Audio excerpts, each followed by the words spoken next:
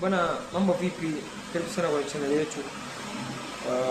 Usisahau comment, like na kusubscribe channel hii ili uendelee kuwa habarika na kupata insi mbalimbali za michezo.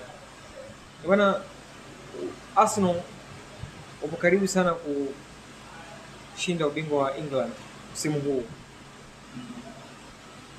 baada ya miaka takriban 23. Msimu huu Arsenal wana asilimia takriban 99 mpaka hivi sasa hali ilivyo. Itazama na msimamo, itazama na michezo ambayo imebakia, michezo miwili dhidi ya Burnley.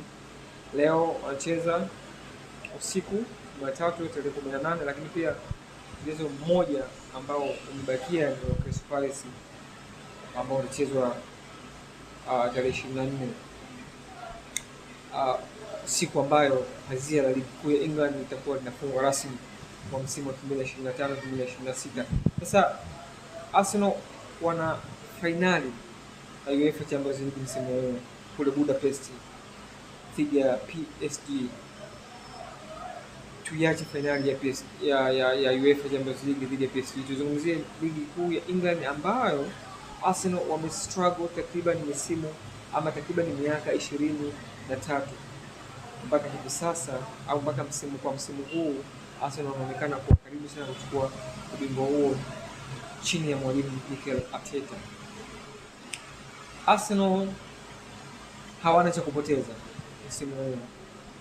Arsenal wamefanya kila jitihada kuhakikisha msimu huu walau wanauchukua ubingwa huu ambao mara ya misimu ya hivi karibuni imekuwa wanaupoteza dakika za mwisho kabisa kuelekea msimu kumalizika, lakini msimu huu tunaona kidogo wametengeneza ile consistency na uvumilivu kwa namna ya kumalizia season. Wamekuwa Arsenal wana uwezo wa kuanza season vizuri, lakini unapofika katika mwishoni wamekuwa hawamalizii vizuri msimu wao, wakipoteza mechi wakisare, hatimaye wanakuwa wanapoteza mwishoni ubingwa. Lakini sasa wana kila dalili ya kuwa na ubingwa msimu huu na kuwapa heshima yao Arsenal chini ya mwalimu Arteta na benchi lake zima la ufundi. Lakini moja kati ya watu ambao watafurahi msimu huu,